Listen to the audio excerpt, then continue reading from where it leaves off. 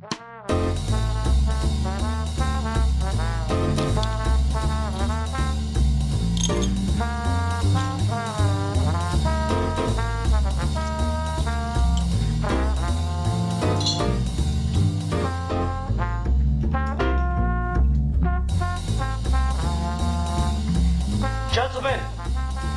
the time has come once again to discuss things.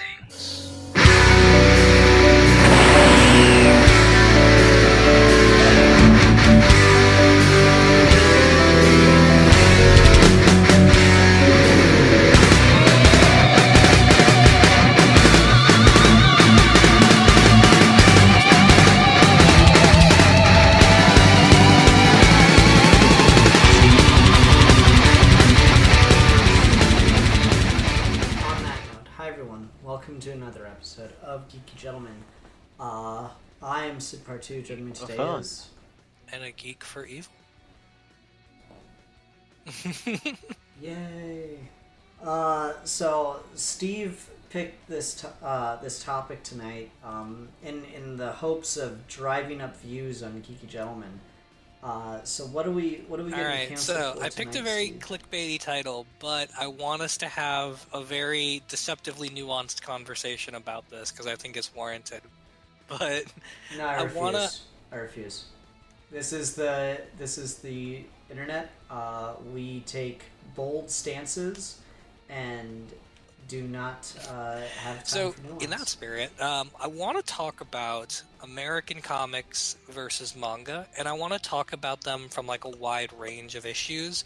When I say I want to talk about them with nuance, what I mean is I think when you talk about comics, quote unquote, and manga, quote unquote, you're generalizing a lot of things that actually aren't similar at all, because there is the American comic book industry, but then there's also European graphic albums. There are French comics. There's a whole slew of comics in the world that exist differently than manga and exist differently than American comics. And when we talk about manga, there's always a lot of conflation with Japanese manga, but also Korean manga and other things that are made in Asia that all just get the banner of manga outside of what's Japanese.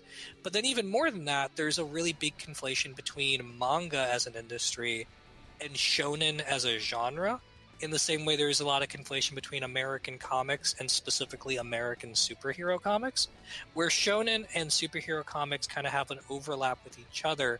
Manga in general and American comics in general are not just those things. So I wanted to talk about all of that stuff kind of intermingling, but also how like there aren't a lot of one-to-ones the way people claim there are with manga versus comics.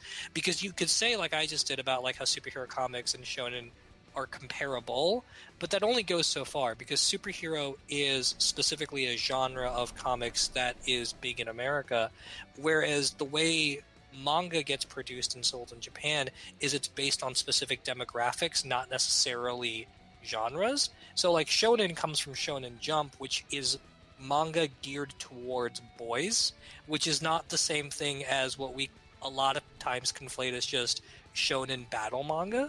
So like I want to get into like the nitty-gritty of that kind of stuff and just talk about like what are the differences artistically between a lot of manga versus a lot of comics? Why does one sell better than the other? How do we do collections and trades with one versus the other? How do people kind of gravitate or lean towards one versus the other? If you guys have like preferences of one versus the other, like that kind of thing. Okay, but just for the record, ain't no fucking way Superman's gonna lose to Goku.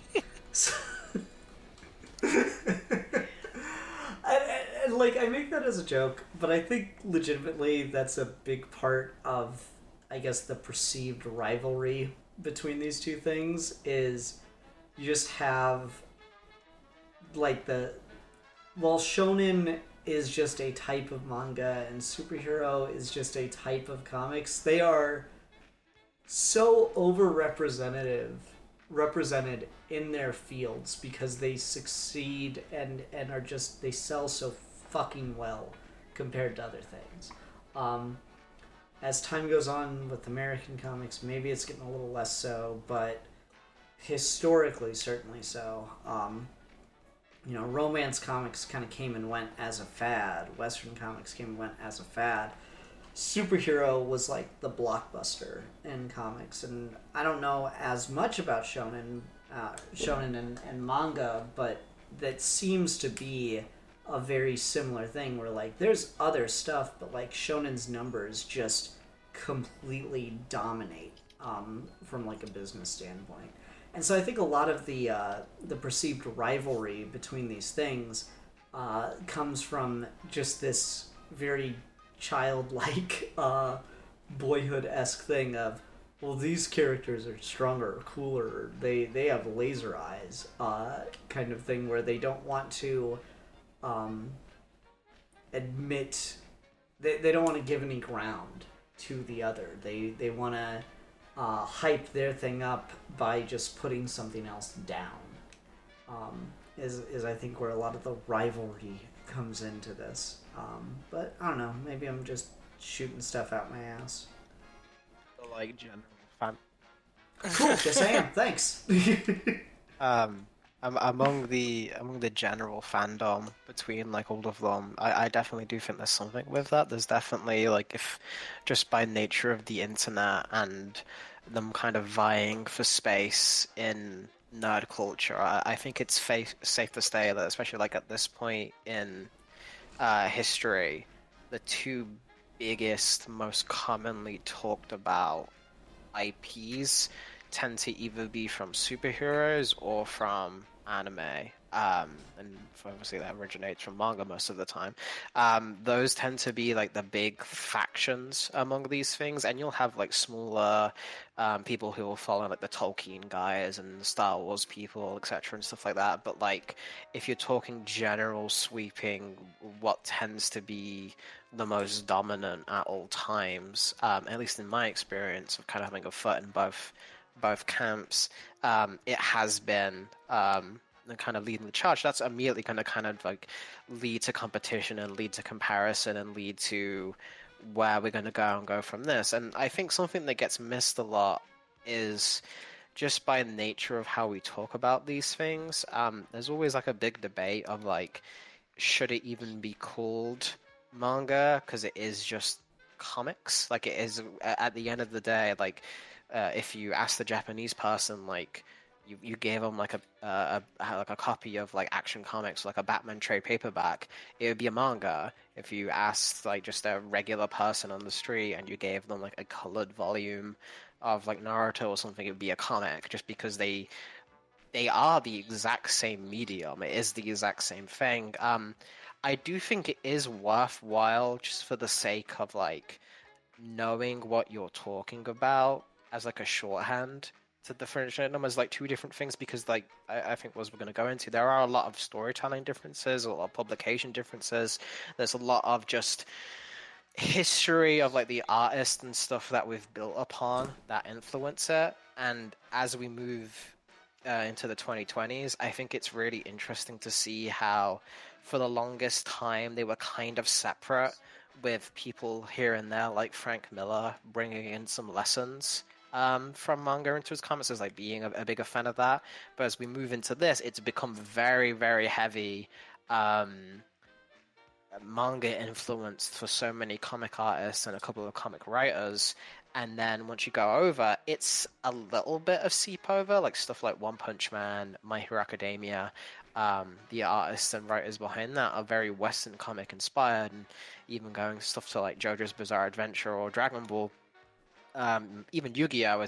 He was a big fan of Spawn and Hellboy with Takahashi. So like there's a lot of cross overlap, but it's become a lot more prominent in the West as being influenced by the East.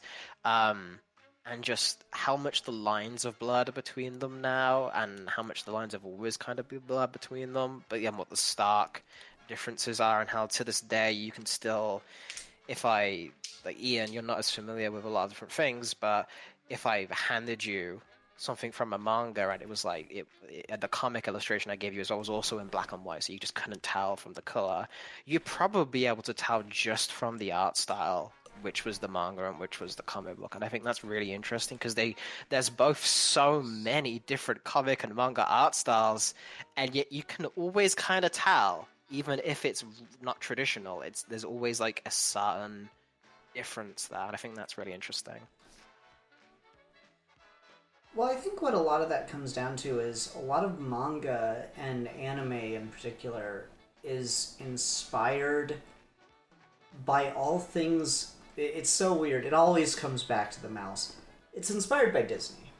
Like a lot of the when you go into a lot of the history of manga and anime rise in popularity in Japan, a lot of it was Japanese artists trying to not mirror, not mimic, but trying to learn from and taking pages out of the book from what Disney and Disney Animation was doing. There's like an etymology about why anime eyes look like that and they're so like distinct, and it's because they kind of go back to Disney eyes. That's the way Disney did eyes. Like not just the house. Walt fucking Disney is responsible for anime eyes. There's at least an argument for it. You could say that the source has been so diluted at this point, but there's a good argument. So I think the reason you've got that is because a lot of anime and manga art is so inspired by this streamlined animation focused art style, and that's why it's so much easier in a lot of ways to adapt animes from manga than it is for superhero comics, because we've still not had a great looking superhero cartoon as far as comparing it to its comic book art counterpart. But it's an interesting like development there. So you have something that in a lot of Western comics, where even outside of the superhero stuff, the art is so polished and so refined. You've got like people really shooting for realism on the page, like your Alex Ross or your Liam Sharps, who just go for this hyper super realistic detail, aiming for realism in a lot of ways. And then you compare that to a lot of your manga artists, and they are doing something that's like 5-10 steps removed and much more streamlined for like the exaggerations and the broader stylistic elements that lean toward animating the art. And there's exceptions on both sides. There's wonderfully simplistic and fun Western comics and stuff that just want stuff to look like cool and hokey. Calvin and Hobbes comes to mind for me, where it's amazing that Bill Watterson has never let there be a Calvin and Hobbes animated anything, because that style would look fucking beautiful in animation. And then you've got, anime, or I keep saying anime, I'm sorry. You got like manga art. What was the fucking one we watched, Alfie? The with Guts, Berserk. Yeah, like that. It's funny because it was animated, but like I've seen the original art and like holy shit, that's closer to like that Liam Sharp level of realism in art than it is to what your typical like anime inspired art style is.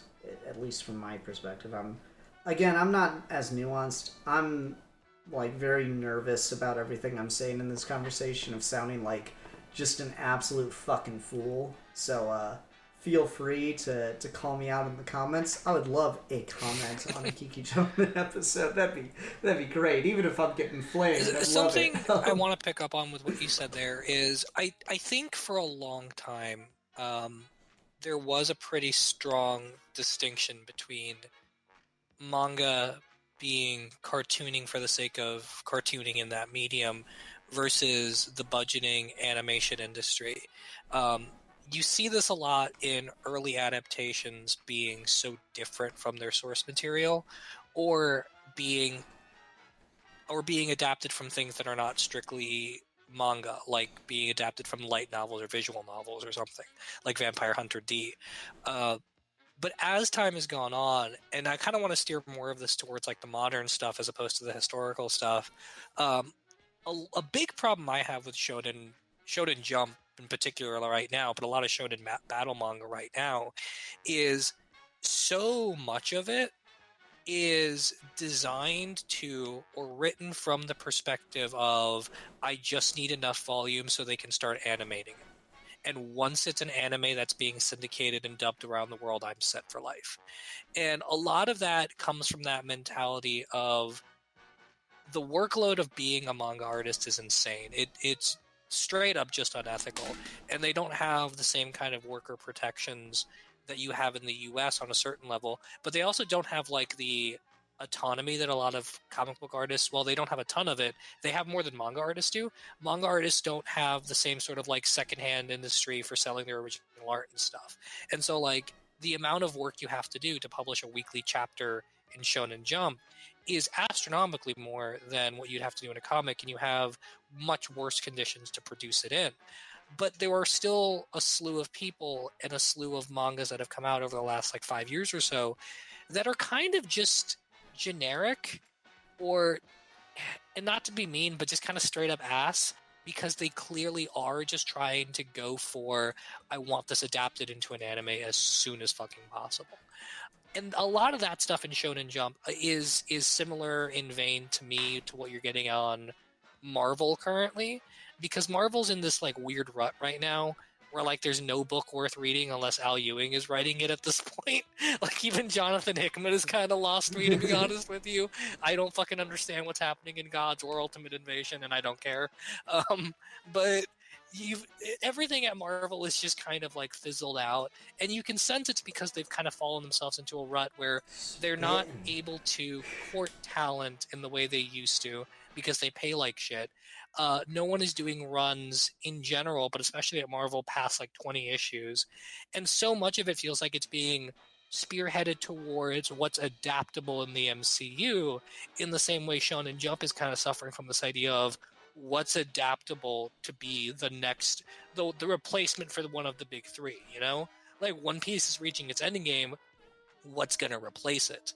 And that becomes a problem for sure. Dragon Ball Super. Mm-hmm. See, I don't know. I don't have enough context on that. That's where Alfie needs to come in and really start spitting, because Steve has gone after your Shonen. He's gone after your Marvel. Alfie, are you going to take this? Or are you going to sit here and let him call you a bitch? Most of what Alfie and I like is like from the fucking 90s, though. I'm talking about now. I talk about this a lot, just off things. So Steve's kind of spitting right now, where I think a lot of my biggest issues with many new shonen is that generic feeling. It is that feeling of there can be interesting new ideas, and that's not to say new work isn't be done. And I still think something I'll get into a little bit more later, because I think it is a key distinction, and this might get me some flack, but I do think the barrier of entry and the skill threshold required to get into Shonen Jump is a lot higher than it is to get published in the big two, like by far. Like it is a way harsher and stricter environment to try and get in through, simply because the culture is one of prestige. If you get published into Shonen Jump, it's like this idea of like you've made it. Big two comics try to go ahead. Real quick, just to add to your point, and then you can continue.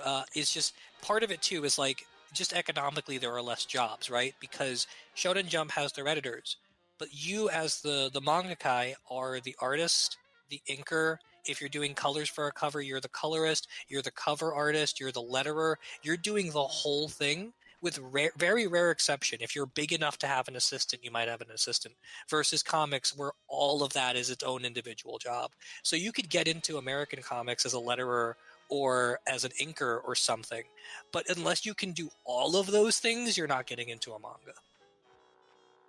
Oh, right, and that's the thing as well that comes down to you've got all of that pair going against it, and then you look at the name of the magazine you're coming in, Weekly Shonen Jump. It's not just 22 pages a month.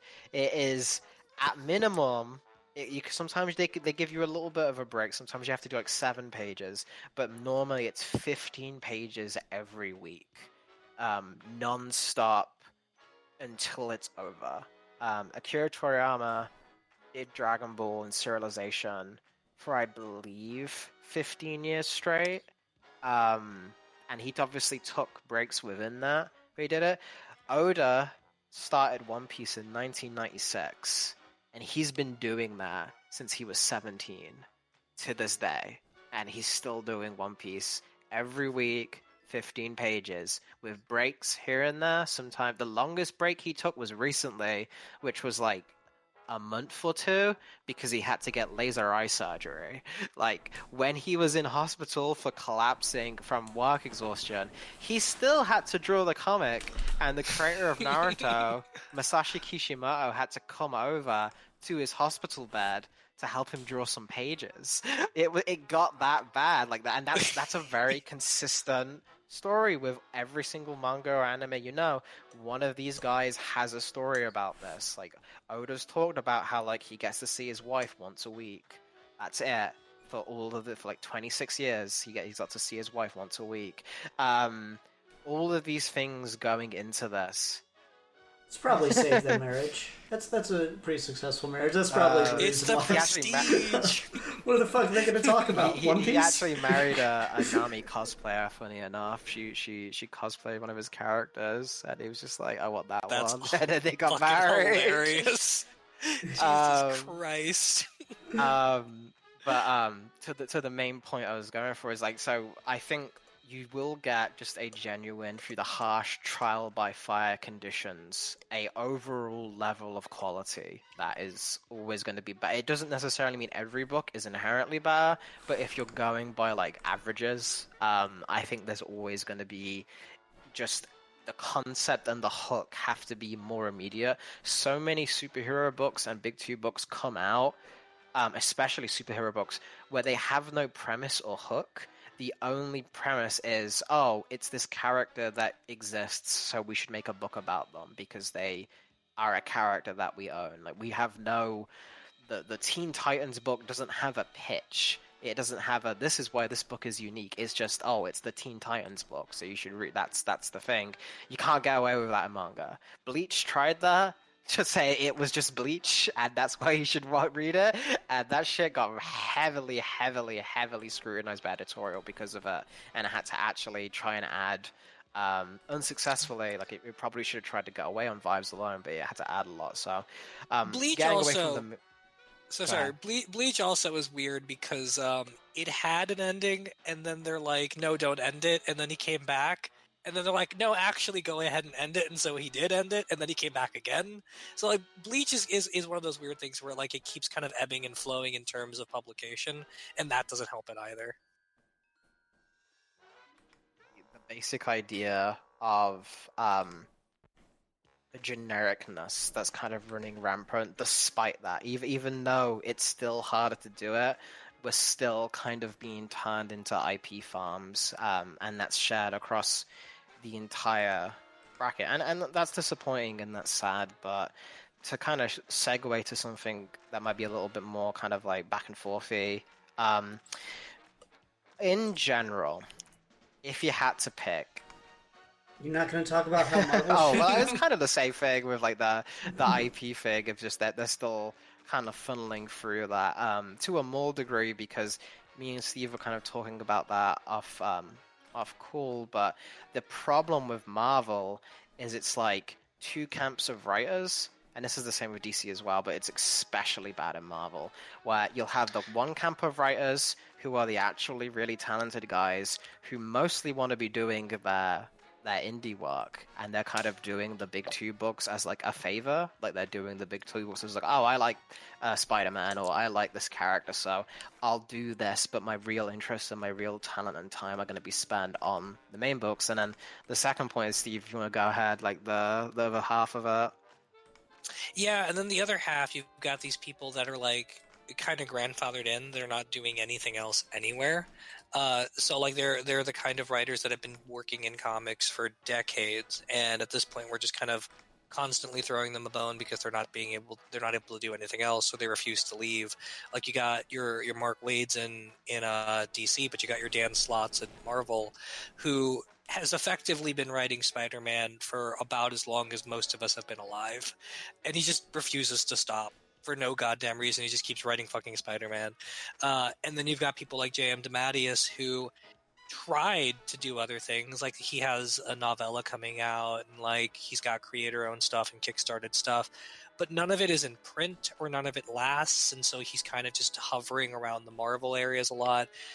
Peter David was like this too, where like the guy who fucking invented Grey Hulk had to do a Kickstarter for medical costs because like he just didn't have any fucking money, and so like him or Dennis O'Neil before he died, would used to like ask editorial for like different one-off writing gigs just to kind of help him pay his bills.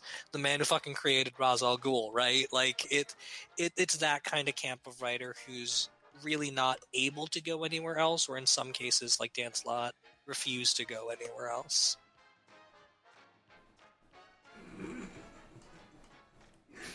Poor Dan Yeah, Slott. fucking Spider-Boy, man. I feel bad for him. Fucking Spider Bite. Oh, Yeah. I forgot about Spider Bite. No, wait, that's no, Spider Boy. No, Spider Boy Yeah. is a completely different character, isn't it? And I forgot about to an that. extent, I feel like manga has some of these people now too. Tite Kubo, who did Bleach, has kind of been grandfathered in, and like he did. I don't know if it's still going, or if it got canceled or what.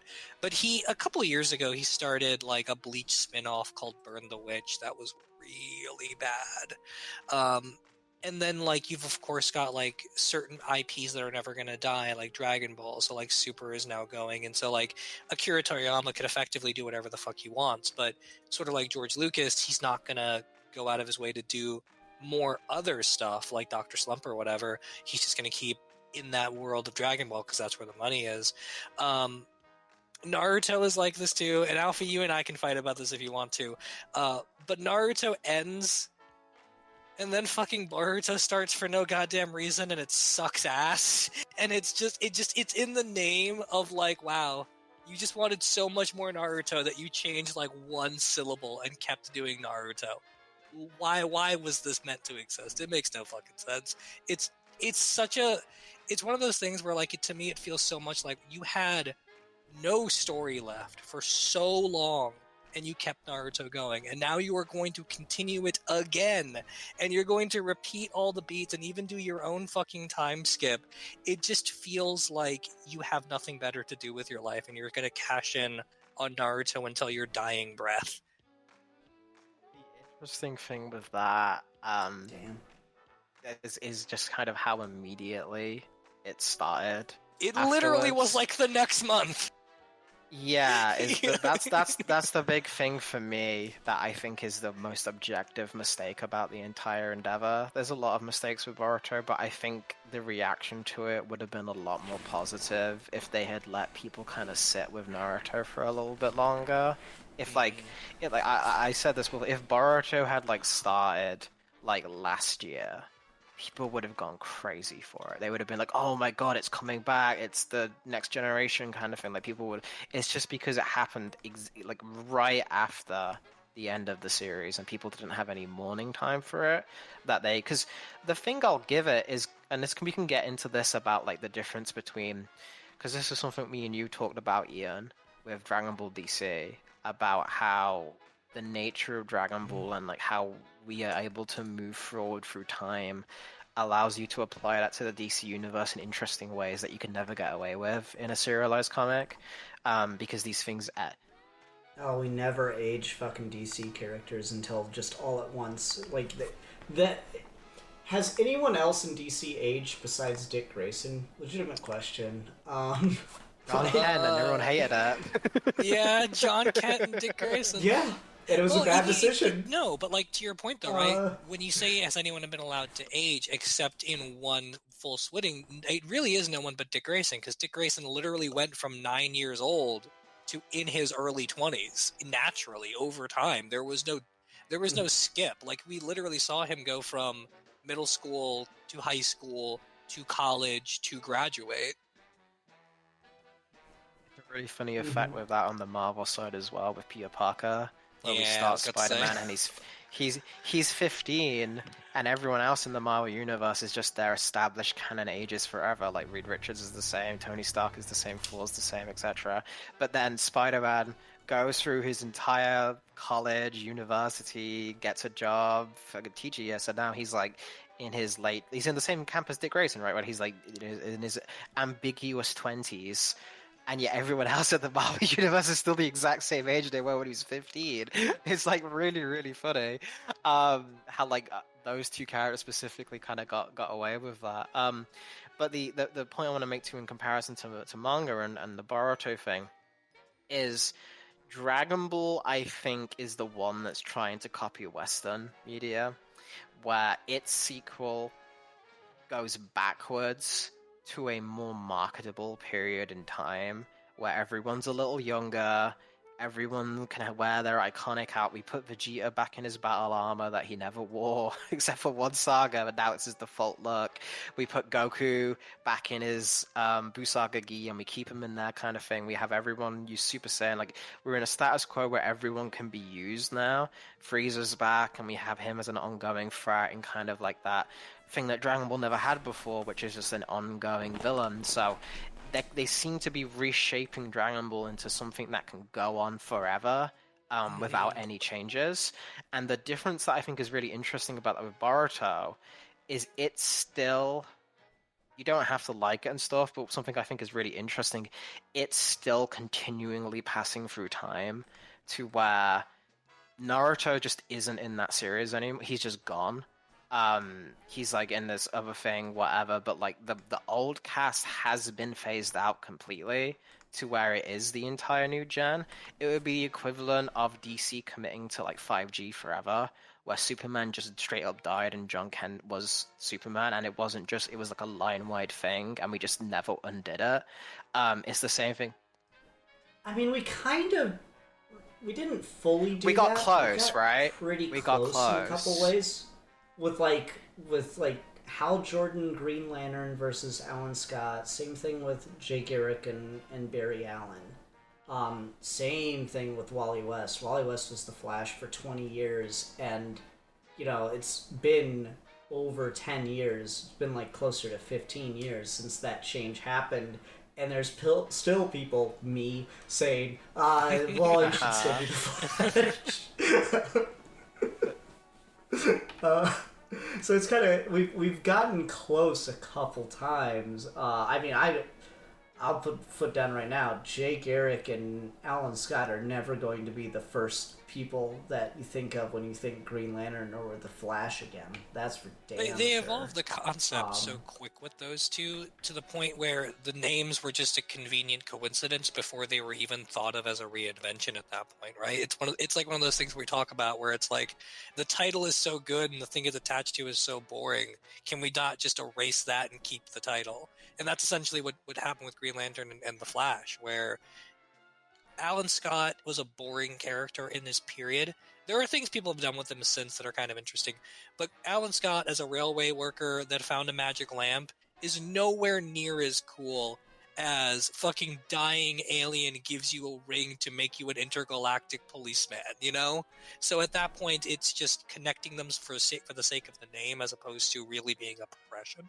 Versus, you're right, Alfie, like something with Naruto where, to Boruto's credit, it did actually transition from the old cast to the new cast. Now, I'll say it did that very poorly, and that it didn't actually do it until you got through the entire pre-time skip story. And at that point, it feels like your investment with them was so long that it almost doesn't hit. But I will give you that they did that versus Dragon Ball, where, they did kind of Superman it, or where now it's kind of stuck in a time period where it's never allowed to evolve from.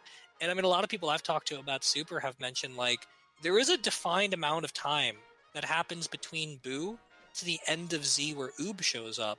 And they are very quickly either about to hit that time period, or they're just going to branch off and skip it and retcon it as if it never happened. And I know that bothers a lot of people, but I don't think that actually bothers Toriyama or anyone involved with Dragon Ball at this point. I think they are content to just be like, retcon the end of Dragon Ball Z, we're just going to keep going. I mean, it's weird because you say that, but at the same time, they keep doing stuff that makes it feel like they're intentionally They're getting doing closer a to comic it. book thing. Like, Oob's shown They're up doing a twice. comic book thing. Yeah, Oob showed up twice. Oob has shown up twice, and just in Superhero, Trunks and Goten, who were like the biggest outlier of like, what the fuck is going on? Are we getting close to End of Z or not? Trunks and Goten suddenly just sprouted up and now are... I mean, it's not identical, but because the art style has changed so much, but they are essentially their End of Z selves now. Or at least closer to the design. They're about as close as, you know, beginning of Z Goku versus 23rd tournament Goku. They're having their cake and eating it too, though, because they're kind of doing the comic book thing at that point, right? Where they're like, they keep promising you that you're gonna get to the end of Z, but then they keep making these detours so they never quite have to get there. And they're existing in a multimedia way where, like, even if you bulk up Gohan or Goten and Trunks to be closer to what they are at the end of Z, you still got this massive amount of rope where the anime has been off the air for a long time now, and the movies are still kind of intermittently filling in adventures, where if you went back and started animating the manga before they aged up Goten and Trunks, you still have a long period of time where they're just going to be kids for the general public. No, for sure. Absolutely. I'm just saying, as far as the... It's closer to the superhero thing for sure, but they're committing to it, I think, a lot harder than, you know, whatever the fuck happened with Damien's 13th birthday, you know? What the fuck happened with that? Where'd that fucking plot I guess Damien is another character who was allowed to age from 9 to 13, so there's that. They did Barely. that. Fucking debatable. Fucking debatable. He kind of just shit. went from 9 to 13. There was no in between, but yeah. Yeah, there was no 12th birthday. I don't remember Damian Wayne's 12th birthday. I don't remember Damian Wayne's... Because, like, the big deal was he was 9 when he was introduced, and he was 10 when Bruce came back from the dead. Like, that was an intentional amount of time passed. Whereas now he's just fucking, you know, apparently 3 more years have passed since 2011. And it was a big deal when he was like, oh, it's my 13th birthday, because in Batman 666, that's where he's like, I sold my soul when I turned 13. And apparently he did it in King's Run, but it's just not a big plot. I don't fucking know what to do with this information, and it pisses me off. You know what, Batman 666, and furthermore, in this essay, I shall... one thing I do want to get to while we're here... Sorry, go ahead, Alfie. I was going to change topics, so you go ahead if you want to, Steve, for yours. Oh, sorry. I was just going to say, I was going to try and veer closer to more of the comparative elements here, where there's always a big conversation about, like, what is manga doing to sell better than comics? And I feel like that's a topic online that's kind of ripe for misunderstandings, and it gets a lot of people defensive about the wrong things. But I think a lot of what we talk about when it comes to manga sales don't have enough like comparable through lines to American comics to where that versus really makes sense for me. For one, right, manga has individual issues, but they get published in anthologies and that go out weekly, and a lot of those are available for free. Manga doesn't have a single issue direct market the way comic books do. And so people talk about like how much one issue of Batman is selling versus volume 106 of One Piece, but those are not comparable numbers in my mind at all, because there is no equivalent to, like, you can't just like go to the store and, hey, can you get me One Piece issue 1100 and whatever they're on now, right? And then there's also just the idea that like comics have to split, in my mind, to their detriment, but comics have to split their markets between comic book stores and book retailers, and only since the pandemic have we started shifting to comics in America being distributed by actual book publishers that understand how books need to be published, that have caused them to sell better, or be more visible in bookstores, versus manga, which was always in the US published by actual book publishers. And when comic book companies did it like Dark Horse, they still had the model of book publishing. And so you had a established like manga section in a Barnes and Noble for a much longer period of time, and a much better kept version of that than you did for the comic book side of it, because the comic book side of it was only ever going to be stacked with evergreen things like All-Star Superman and Sandman and Watchmen and that kind of thing, versus manga, which is actually curated and has been curated for decades at this point. And so like I feel like there's definitely something to learn in terms of like what are people appreciating more about like certain manga as opposed to certain comics, and what do we do right versus what do they do right. But when we talk about like numbers and what's selling, I feel like a lot of the time it's like comparing apples to oranges. That's a good point. And it's interesting that like DC has tried to adapt to a more shonen style, but done it in a way where it's still trying to keep the like comic issue format. So I don't know. It's a weird fucking vibe. But yeah, that is something like, is it actually fair? Because if you were to put, Alpha, you said shonens are like 15 pages most of the time. If you were to put a 15-page volume of One Piece out, even if it is weekly, like, alright, so 15 pages a week, that's 60 pages a month. If you were to do it as a monthly book, a monthly 60-page issue of One Piece, would it sell as well as a fucking, like, Batman Would book it sell even something? as well as an like individual volume of one, right? Like, I would say yes, Mm-hmm. because the format you're talking about does exist in those books. That's what Dragon Ball Super operates under as a monthly release, and it is that page count, and it does sell really well.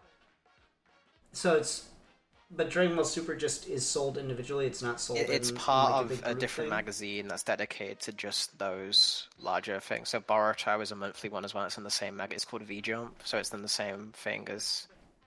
So but it is still like a big group thing. You're not getting like, I'm talking about if you just sold equivalent month's work of One Piece as you do a single issue comic. You know, maybe it's like more of a prestige or like a special, because like DC and Marvel occasionally do those like 100-page special books and stuff.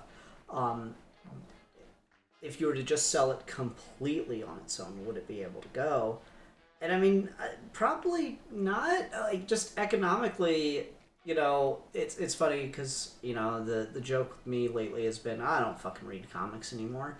Because I just don't have the kind of time to sit down and read that I used to.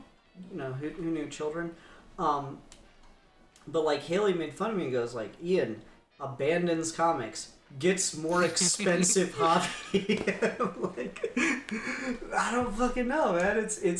But it is, like, especially now. Like, what's a single issue comic? Is it still $4? Or honestly, most of like the ones I buy now? on a monthly basis are like $5 to $8. That's crazy. How can you have a pull list at $5? Well, it's very simple. a You book? buy 2 books. That's insane. I remember when I first got when I went to my comic shop and started a pull for the first time, their rule was you have to have at least 5 books a month. Okay, I guess I'd get 1 book a week and then get like, what's the cheapest book on the stands for like the last week, you know? Fuck, man. That's crazy expensive.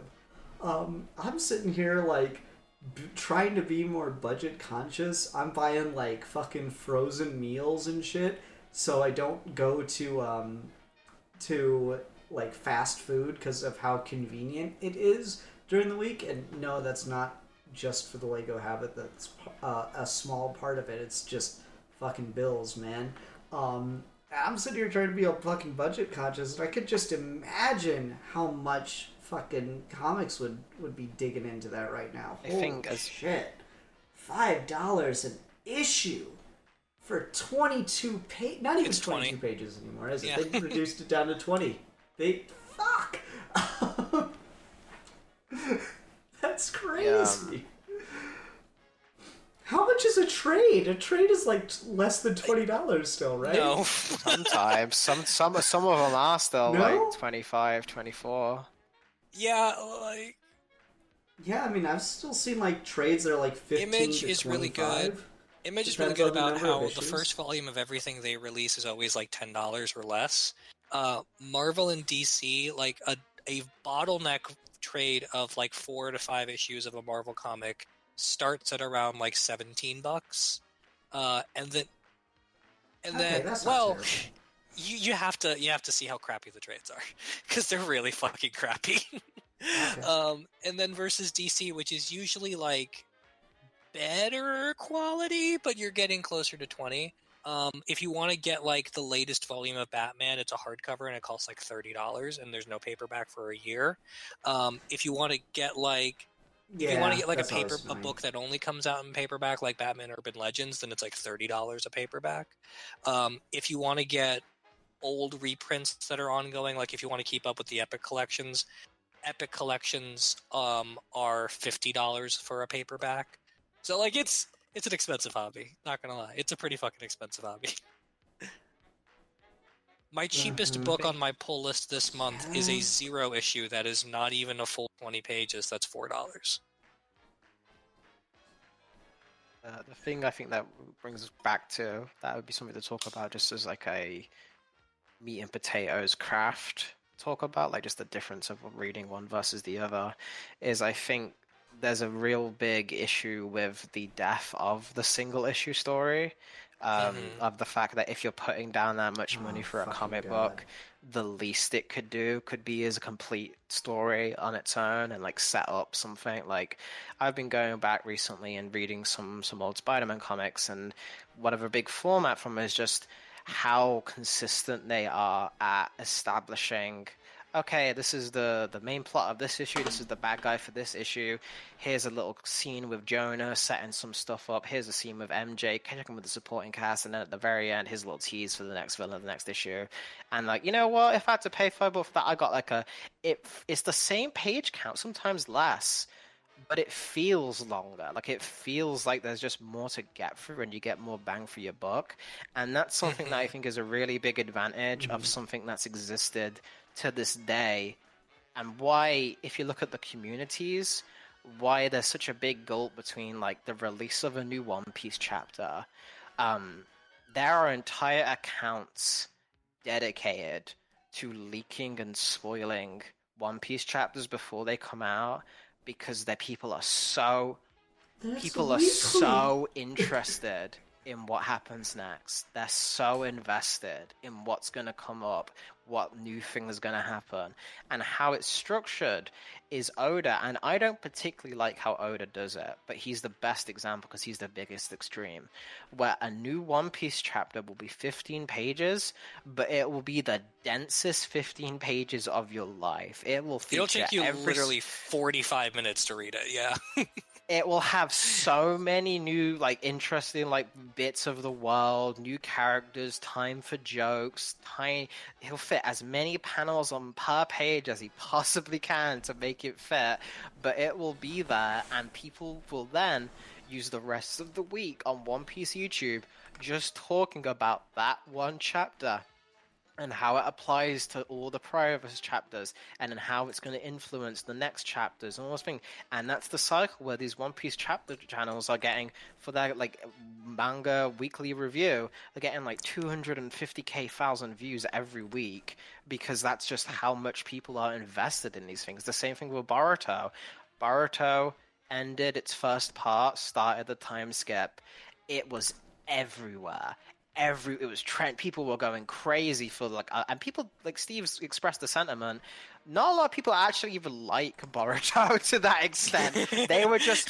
It's just despite having that much of a chokehold on just you get your money's worth with these things in a way that I don't think you do consistently in Western comics anymore. I think the decompression has reached like its ultimate turning point, and you'll still get now and again, like for a positive recent example, Immortal 4 came out recently, and that was that was a really great one-issue story. You got your like it had everything you needed in it to set up the rest of the run, and then it ended on a killer cliffhanger. Like that was one where I'm like, okay, this is kind of not every book needs to be this, because sometimes books that want to work for the trade do great. Like Tom King did a nice mix where sometimes he'd do the single issue 2-parter or the single issue like 1-parter, and then he'd do like a bit more of an arc, and he balanced it between it, and that worked well, that read well.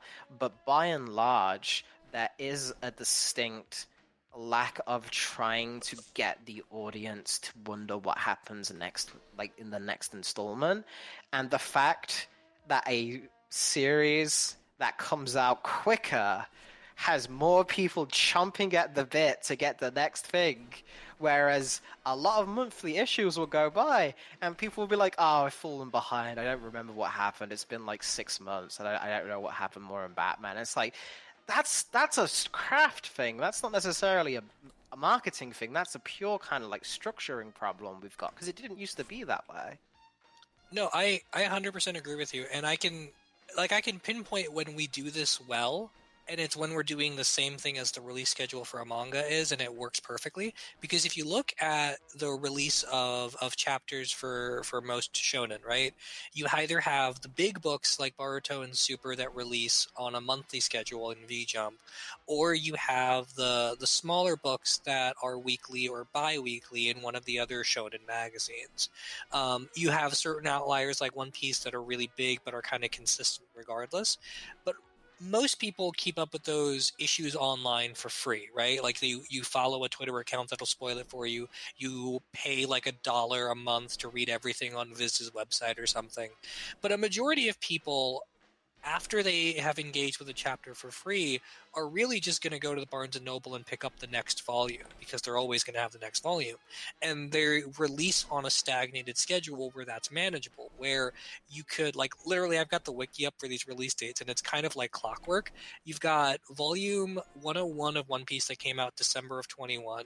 Then in April, just 4 months or 5 months later, you have the next volume. Then 4 months later in August, you've got the next volume. Then 4 months later, you have the next volume. And, it just keeps going in these 4-month cycles. And I never shut up about it, but you remember last year when we got Ed Brubaker and Sean Phillips doing Reckless, right? And part of what Ed Brubaker said about that release of books is that the reason something like Parker became as big as it did in the 60s is because you had like 2 novels coming out every year. So with the way Reckless worked is you had 5 original graphic novels of like 170 pages released in a span of 2 years, so that you had a new Reckless book every 4 to 6 months, like clockwork. So the second one ended, you had the preview for the next, and you can go to the bookstore in 4 months and pick up the next Reckless book. And to their credit, right, ever since Pulp came out, pre-pandemic, you have a new Sean Phillips and Ed Brubaker book basically every 4 months. The 5th book in Reckless wrapped up. 4 months later, we had Night Fever. As soon as Night Fever came out, we're gearing up for the end of the year to have Where the Body Is for their next book. And they're already working on the book that's going to come out 4 months after that. And like, why are Ed Brubaker and Sean Phillips the best pair in all of American comics? It's not just because they're really good at their job. It's because they can get their shit out at a consistent quality on a consistent schedule that people who will have normal lives and normal budgets can keep up with on a regular basis, right? Like, not to the same level, but there are an entire base of comic fans that really basically read nothing except Ed Brubaker and Sean Phillips. And those are the people that they're amassing and reading their audience to.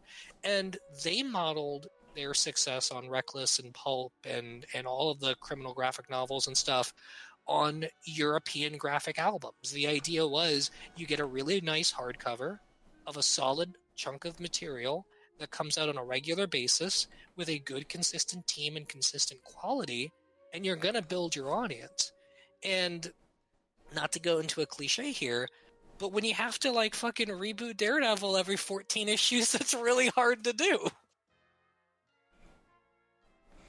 Man, if they just didn't have the foot show up. You know, fucking same thing. Hand. Yeah, that Cooler if Banner showed off at this point.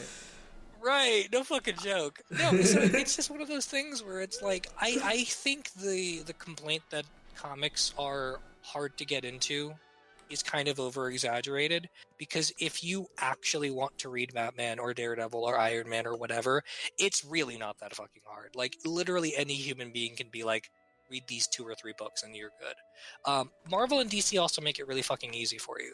Like if you really want to get into Daredevil and you're like, I don't want to read 60 issues of Chip Zdarsky, don't worry fam, next month you've got a brand new #1 and you can just start reading there if you want to. Does not matter. They're really not hard to get into, but it's really hard to translate the fan base from one run into the next run. The only time that works is when the character is bigger than the creators, which is what happens with Spider-Man and Batman. People, like Alfie mentioned, people keep up with Boruto even if they don't like it. Like, I'm one of them. I keep up with Boruto and I don't like it. But Batman's the same way, right? Batman's the same way, where I'm like, literally all I was doing today, all day, I was just DMing Alfie, being like, Alfie, Batman right now is so bad. Anyway, I'm going to go buy the next issue of Batman. I just got the last hardcover in the mail today. So, you know, it's one of those things where, like, if you have that kind of consistent transcendent ability, then you can capture the same energy that a lot of manga creators do. But you don't have that for a majority of superhero comics, because the guys who like Chip Zdarsky's Daredevil run are probably going to stop reading Daredevil after he leaves. And so you have to rebuild your following when the new guy takes over. Or the guys who were convinced to start reading Iron Man with Chris Cantwell will leave with Chris Cantwell. And you have to make the argument for why the Jerry Durgan's run is worth reading or not, which it's not, it's really bad. So that kind of like consistency thing of like, okay, fine, you have 2 years of solid graphic novels that come out every 4 months or so, and you like it. But after that 2-year period is over, you don't have anything else. You can't build any more momentum. And the only people who are able to do stuff like that are the really big writers like Tom King, or the people that have shown historically that they have their own audience and they don't need the big two, like Ed Brubaker and Sean Phillips.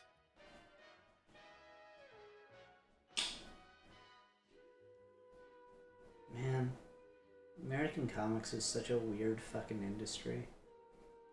I still kind of trip over the fact that, like, you get jack shit for creating a character. That's not true. That's not true. You get a special like thanks at the end of a movie. Everyone will screen cap it for you. Don't worry. You get worse premiere seats than But, like, even then, that's... Ed Brubaker didn't get invited to see The Winter Soldier. Yeah, that's like, that's the thing, right? Is so often you get like that, the artists get treated even fucking worse. The fact that, like, things that are clearly based off of iconic comic book art, and the artist doesn't even get like a fucking credit or a nod or a notification about it until it's just like in the theater or on the poster or what the fuck ever. It's amazing, honestly, that we've built this industry. I don't know, like, you guys kind of know more about this, so I'm kind of curious about that. How did the manga creators get treated in that regard for, like, adaptations and stuff? It varies a lot, but it genuinely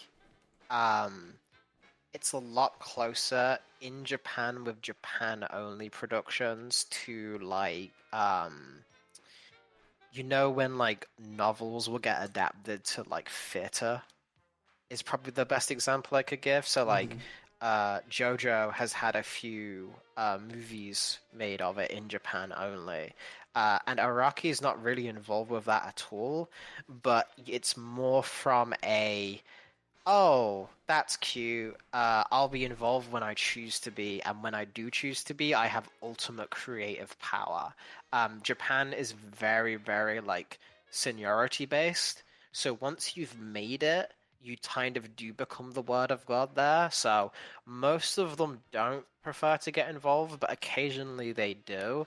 And when they do, they're given, like, the role of actual, like, not like with Stan Lee, you know, when he would have suggestions and stuff, but people wouldn't really take them when they were making like the Spider-Man movies and stuff.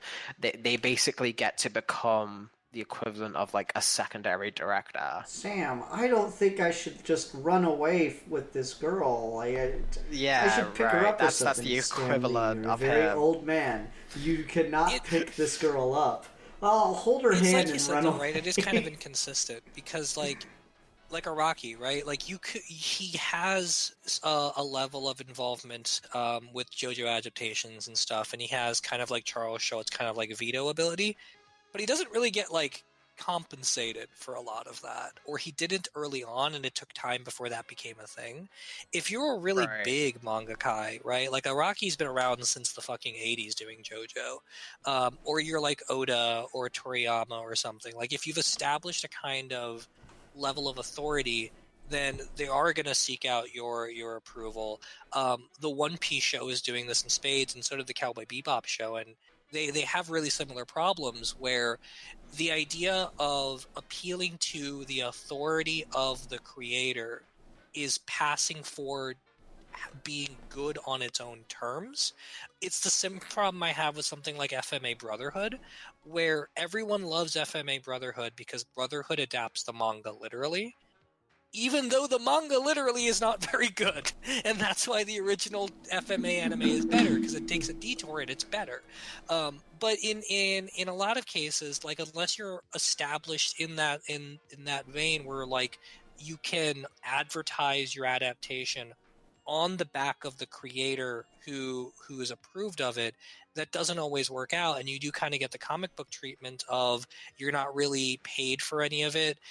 If you do get adapted, you can take on the role of an advisor or a story editor with veto ability, but that's just more work you're doing on top of producing the regular manga chapters that you might not necessarily get paid for. And a lot of times, like in the 90s into the early 2000s, a lot of these adaptations would get greenlit independently of the manga serialization, which is why a lot of them ended up being so different. And so when you do that, it creates this other avenue where they don't really care if the manga keeps going or not because they're trying to build an audience separately. Gundam is a really good example of this because Gundam is an anime first and has manga adaptation second. There is a audience for people who read Gundam manga, but primarily Sunrise Studios really only cares about the Gundam anime. And even then it's kind of like hit and miss because there was a long gap between like Iron Blooded Orphans and the Witches of Mercury. So like it can kind of vary, and a lot of it really is really similar to what American comics are, where it's just a matter of like how much can you exploit them versus how much can you exploit them while looking nice about it. Yeah, the big. I will say though, I do think, given all of that, if you're going to go at the lowest level, is very similar. I do think historically, the fact that we can name as many successful and wealthy mangaka as we can, kind of immediately like shut. Like Akira Toriyama is richer than any single comic creator has ever had. Like he's richer than Stan Lee. Like there ever was, like just because he actually has the rights to Dragon Ball are his. And I think that's something that a lot of them do get in their contract is their IP is their own. When they go into it, Shonen Jump owns the licensing of it, but Naruto is owned by Masashi Kishimoto. He created those characters and he has all of those rights belong to him. So he gets a slice of the pie with those kind of things, in a way that, say, John Romita never did for creating the Kingpin or something like that. Like it's something where you'll see just the disparity in the way of living, and it's kind of a give and take because a lot of these mangaka that like the really big ones will make a lot of money. Like Oda is really really wealthy, but like he doesn't get to spend it on much cool stuff because he's drawing One Piece every day of his life. Like He gets it's suspended on an expensive medical treatments because he will get sick in the middle of making manga yeah, chapters. it's kind of it's kind of really close to like really like NBA players or something, right? Right, Where yeah. like what you're doing is you're paying for your retirement to be a wealthy older person, but even now with the shift of things is Toriyama's probably going to be chained to a desk being begged for fucking super spin-off stories until he dies. Like, he Well, did retire and they brought him back because they needed him again. Well, and like that comparison is interesting too, because I feel like, again, to kind of get into all these debates we have about manga versus anime, because manga is such a creator-owned driven concept from the ground up, it's not super comparable all the time to superhero comics because that's all work for hire. People in the manga industry do work for hire on a certain level, right? Like you hire famous mangakais to do adaptations of Persona or Gundam or even what the fuck was that thing called? Code Geass, right? Code Geass was a really big anime that was not a manga first, and then a person got paid to do the manga adaptation of Code Geass. So like it exists there, but it is primarily the opposite of what our industry is, which is all about creator-owned stuff. So like when you're comparing whether or not someone like Oda gets a good deal, it's not necessarily the best to compare him to someone like John Romita Jr. because John Romita Jr. is a company man who's always going to be doing work for hire. It's more like comparing him to someone like Todd McFarlane and Spawn, because Todd McFarlane's been doing Spawn since the 90s. He will never stop doing Spawn. Spawn is entirely his, and he owns all the merchandising rights to Spawn, and he makes money off of that, and he can live off it for the rest of his life.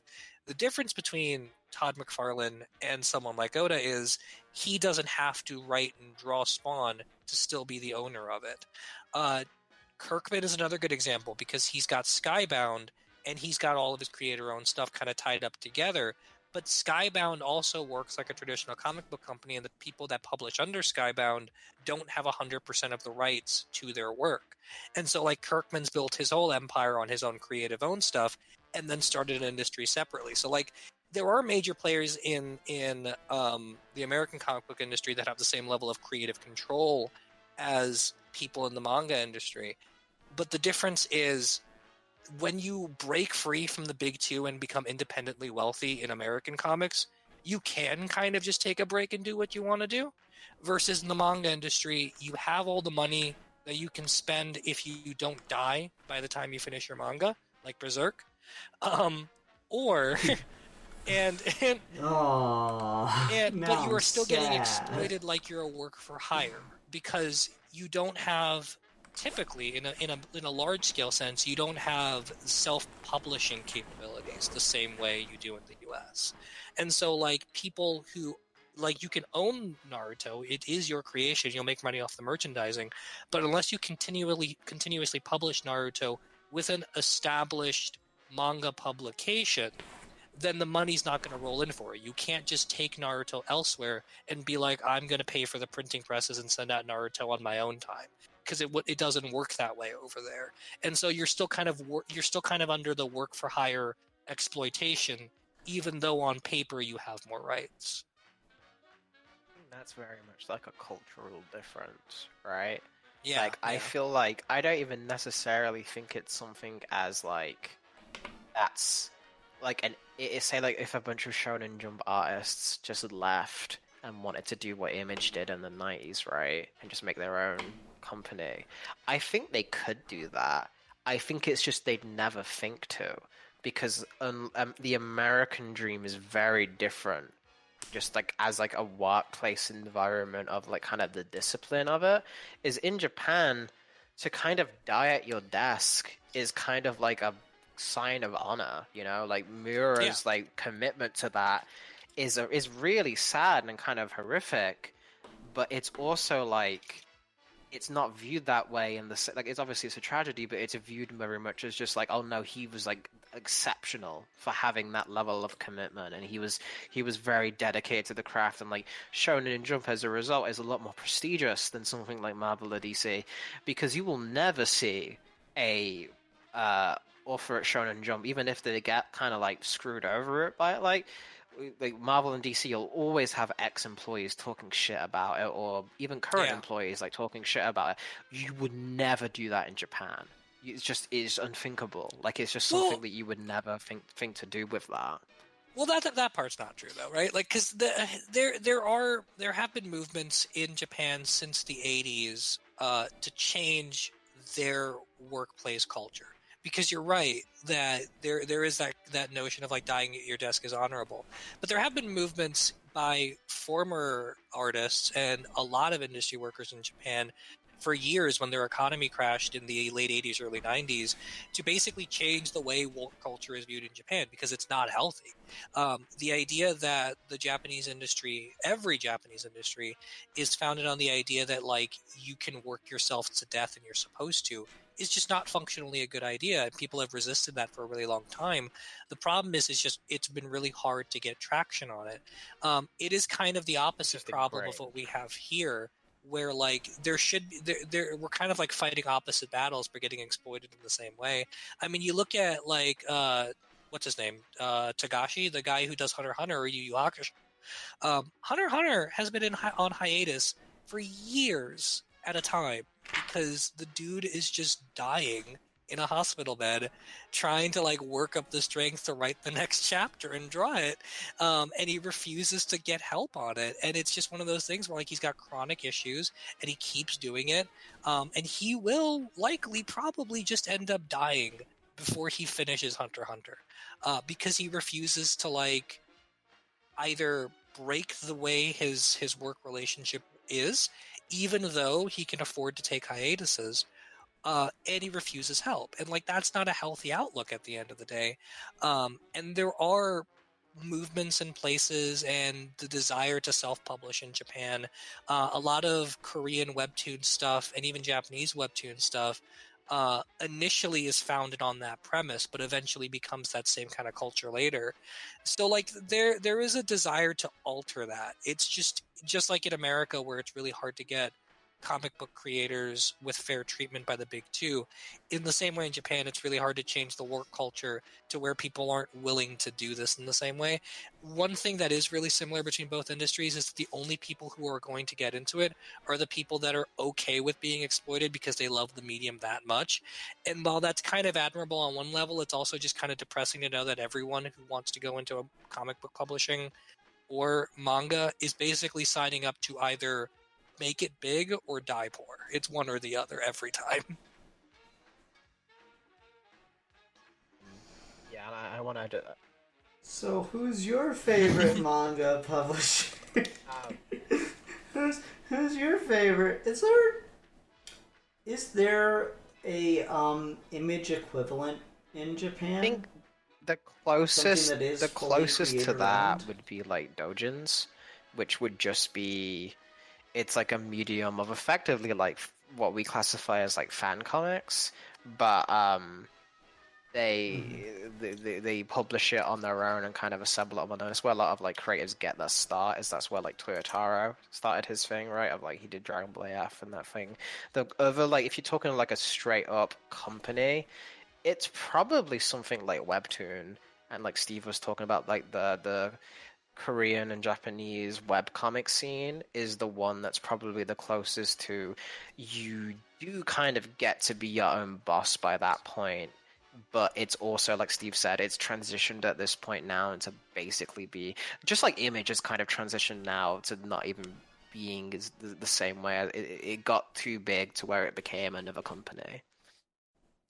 Yeah, because like with Image, you're basically signing up to run a small business at this point, right? Like the Image will publish anything, but like you're going to put up the cash for every single aspect of it. Dojins are interesting because so many big manga people got their start there, and it is basically fanfic. But a lot of it at the time, or at least early on, was really interesting or really nuanced or unique or well made, and then eventually it folded off into other stuff. That is also equally cool, and you can see a lot of modern people who are apprentices to big mangakais like Akira Toriyama or Oda, who got their start doing fanfics of those things in Dojin. It's kind of interesting.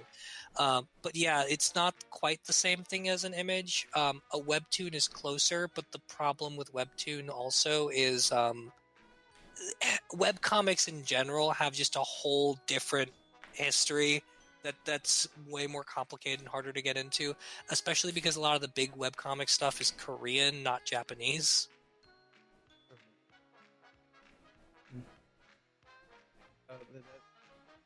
Okay, but what about My Girlfriend is a T-Rex? Who owns that? Is that safe? It might be a seinen. Let me look it up right now. It's definitely published in one of these things. Seven Seas Entertainment. What's the demographic monthly for it? They say it's an online magazine. It's basically fetish porn. It's an online. It's called from Gen Pixiv, so it's basically a webcomic. Okay, gotcha. Okay. It's just the best comic book title I've ever seen in my entire life. Like, it's really, what if someone just took all the weird, clearly not hiding the fetish things that happened with Jimmy Olsen and just made a whole comic about it. It's so many, like, you can Ian, you can type in "my girlfriend is a" insert word here, and there's probably a manga about it. Well, I know what we're doing, a whole month of Geeky Dome. Something that is really nice about manga, and Chip Zdarsky's talked about this too, is find the weirdest thing. So much of like the variety in manga is based in a person just finds a concept or a hobby really fucking cool and they want to make a comic about it. So like you're really into like MMA. So you make something like Hajime no Ippo, or like you're really into tennis, so you make Prince of Tennis, or you're really into basketball and you make Slam Dunk. And like it's hard to find like a Western equivalence of that, where someone's just like, I am just super into this one particular sport. Can I just turn this whole thing into a comic? And Chip Zdarsky talks about how like the problem with a lot of comic book creators now is the only hobby they have is comics. And so like you can't really have the same level of like genre transference. Like you can be a football fan and read iShield 21, and like there's a bit of crossover there where you don't quite have that with American comics. And so like he made Public Domain over on his Substack, which is a creator-owned comic about a family who created a big superhero and lost the rights, and it's just literally about the ins and outs of working in the comic book industry, because that's essentially his hobby. And like that's the closest I think he's really gotten to trying to do like the manga influenced thing from a storytelling perspective in an American comic. And it's really hard to find other examples of stuff like that, where a creator is just like, I really like this one thing and I want to turn it into a comic. You could maybe argue that the Brubaker Phillips stuff, where like they're just doing pulp novels as comics, is sort of like that, but even then, like it's not the same thing. Yeah, that's the kind of what I was to bring it back around. That's kind of what I was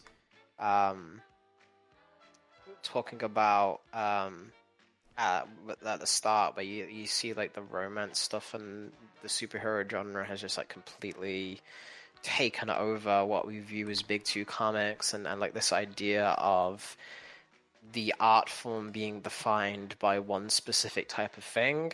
Whereas even if you go just by shonen, there's so much more variety compared to like Dragon Ball and Naruto and My Hero Academia and One Piece and Bleach and Demon Slayer and Jujutsu Kaisen. You could go down the list. Hajime no they have like overlap. They have familiar tropes, but they're like completely different types of stories. Like just even on a fundamental pitch of like Naruto is about ninjas and One Piece is about pirates. You might as well just make it cops and robbers at that point, of like just the playground distinction between two different things. Whereas superheroes try to do that, and so many artists and writers really want to like make each character represent a different genre. like have the Spider-Man book be the soap opera one, and Batman be the crime drama, and Superman be the sci-fi. Like, people try to force those on, but they do have to be like applied to it. They're not there intrinsically in the same way as like that just diverse field. And I think that's why as well you'll have a much wider audience base in manga at the moment. I know I don't think this is something that's inherent to it. I think comics could and has had a much wider audience base, but I think there's a reason why you see a lot more women in manga and anime spaces than you do in comics, because there's simply more choice there for stories that they'd be interested in comparison to. Like, there's more of a selection where there's going to be something for you, and there's just not the case in comics. Which, I mean, you have a much easier time with when you could basically just pitch any concept and turn it into a comic. Like, fucking, what's the, god damn it, Way of the House Husband. Way of the House Husband, right, is premised on former Yakuza guy decides he wants to retire and just, like, make his wife happy. And the whole manga is just like this dude picking up the groceries and doing the laundry and making dinner and stuff. It's just that. It's literally just this dude trying to make his wife happy. And there's no way you could pitch that in America and not get laughed out of the room. But it's also like one of the biggest, most popular manga series going on right now. Everyone fucking loves Way of the House Husband because it's so fucking funny. And you just don't have any sort of equivalence to that, like in American comics. But also, if that's not your bag, right? Like, there's so many other things that you can pick up that is just completely polar opposite of that vibe. Even if you're like the rare... It's actually not so rare at the end of the day. But even if you're a person who's like, I don't want to read superhero comics, but I do want to read about superheroes, and then you've got One Punch Man or My Hero Academia. The influence back and forth is actually really mutual, because now you get a lot of artists like Jorge Jimenez, who basically just does Naruto-style fight scenes in American superhero comics, which is really cool to look at. But then you have people in My Hero Academia or One Punch Man who are just straight up riffing on American comic book art styles. And so, like, that back and forth influence allows for a lot of cool mutual understanding. But instead of translating the manga's ability to be really diverse in concept to the American side, we're really just trying to like ape the art style as if that's going to be sufficient. Like, just because you draw Cassandra Cain in a manga style doesn't mean that you can make her appeal to the same crowd without doing stories in that same vein. Whose daughter, and then they'll get her.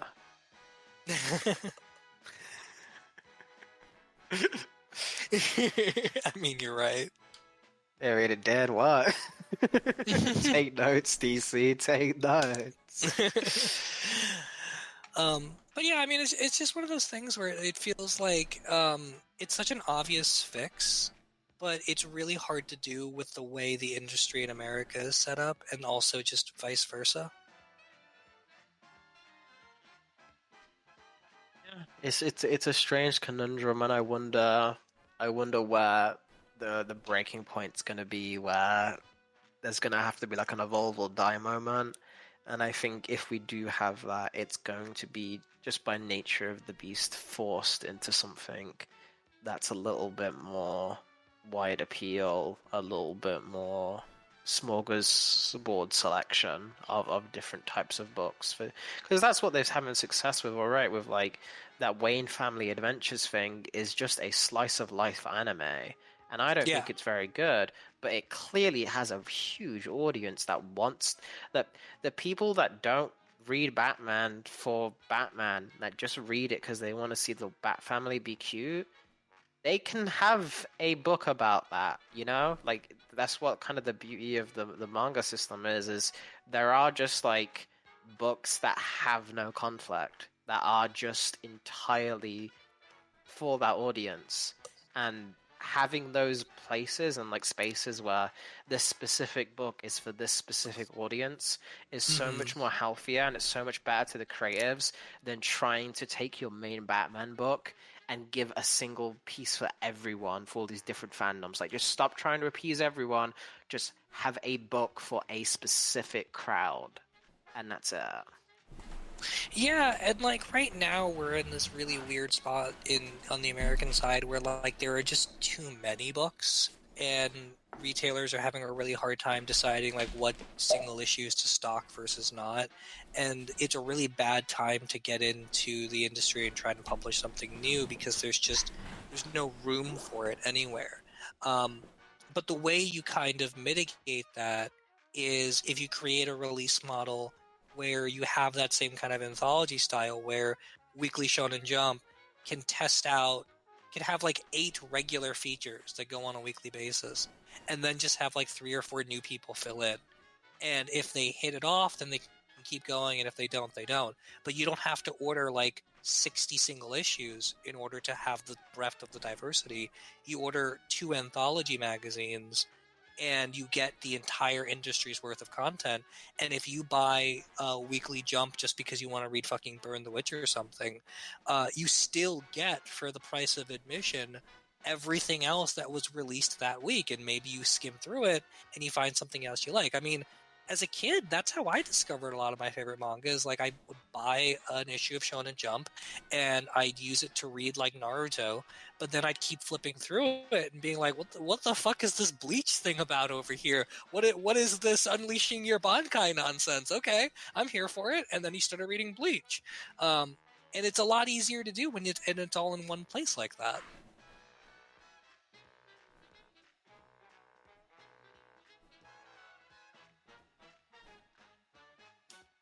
Maybe DC should like continue the single issue model as like the collector's thing, and then just put out something that is like a more anthology thing for wider audiences. That's like, sure, you still sell it in the comic stores, but that's the thing that's like on the shelves. I feel like they did this. This was the Walmart book. Yeah, they didn't tried it work. with the Walmart book. It didn't work. Tom King has a really... I mean, in all fairness, it did kind of work because I couldn't fucking buy those books because they were always sold the fuck out. They were always sold the fuck out because you couldn't buy them at the comic book store, so all the comic book nerds went and bought them out at Walmart. Tom King has a good sort of conversation about this in an interview I read before, where he's like, part of the problem with the single issue model is the dependence on comic book stores. And so like when you get on a title like Batman and it sells 100,000 copies, that 100,000 copies of Batman is the difference between whether or not an individual store can make its rent and pay its employees. You can't be late on Batman because that can literally put people out of business. And so if you shift away from the way something like Batman and Spider-Man are published, you are probably going to destabilize or ruin the direct market as a concept as it is right now, because they're designed to exploit that specific market. If you don't have a comic book store selling 100,000 copies of Batman and 100,000 copies of Spider-Man on a regular monthly basis, regardless of whatever else they carry, you probably just don't have a comic book store anymore. And so like if at any point someone like Marvel or DC decides to shift the release model away from something like that so that you don't actually have 100,000 copies of Batman to sell, then you are effectively saying to the retailer, we're going to put you out of business. And so, like, how do you navigate that space of comic book stores need to stay in business versus selling to the comic book direct market is just not a healthy business model? In my opinion, I don't think comic stores need to stay in business. I agree with you, but you can't say that to people who it's their livelihood. I think they're a bad idea to begin with. I just don't think they work. I think they were a nice fad that got really popular and we should have stopped doing it. But we didn't stop doing it. Now we've got a problem. Yeah, I don't know. Comic book stores don't work. I think TBH, if he was going to be the villain, if they were going to be the bad guys, Joe Quesada and Dan DiDio should have just gone full villain mode and just said, fuck this. Like, I'm sorry, but they should have. That's what I would have done. And like, I don't have as much attachment as you Yankees because we don't have those fuckers over here. So like, I'm already kind of bitter that y'all got like the comic book store experience. So I'm like, fuck it, get rid. So like, wait, hold on. So you're jealous. So you just Hell want to yeah. burn it all down. Are you sure Superman's your Oh, favorite absolutely. character? I love Lex Luthor stories. But no, I mean you're 100% right. I mean, because like at the end of the day, where is your bread and butter, right? Like the comic book stores that do really well right now are the ones who post-pandemic have made a shift over to selling lots of trades and collectibles and toys, not so much single issues. And so, like at the end of the day, if you want to keep them in business, then expand your trade offerings, but whittle down the single issues. If you do that, you are definitely 100% going to put some people out of business. And that's bad, so you can't do it. But at the same time, this is just not a sustainable business model. It's like this thing I talk about with social media all the time, where it's like, yeah, we probably should be sad about the downfall of Twitter because independent journalism, yada, yada, yada. But also, it shouldn't have never been on Twitter to begin with, so I'm really not that sad about it. Small price to pay for salvation. Right, like at the end of the day, I'm sorry that people are upset that TikTok might get banned in the US because you make money off of TikTok videos. But also, you shouldn't be making money off of TikTok videos, so fuck you. This is quite the strongest will, Steve.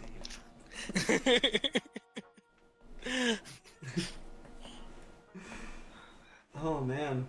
Okay. Well, I think we're good. This episode's gone on a long time. We were talking for like 15 minutes before. No, it's fine. It's fine. No one gives a fuck. You know, I had a guy I work with come up to me the other day. He's like, "Watched a couple of your videos. I don't get them." And I'm like, "What do you mean? It's just a conversation about like a given topic or a review of a movie." He goes, "No, I understood that. I don't understand what you guys are talking about." I feel like this is one of those. It's like, man, this is like really specific. I think there are comic book fans who don't know what the fuck we're talking about. I think there are manga fans who don't know what the fuck we're talking about. This is such a specific and niche thing, and I love it, honestly. Anyway, the one point I didn't get to make is comics are better because color. And I'll die on that fucking hill. So yeah, that's all I got. Everyone, thanks so much for watching. Until next time, I'm the Philosopher. The champion of manga and anime on my side. And I'm gonna burn the direct market to the ground. And we are your Geeky gentlemen, and we will be discussing things.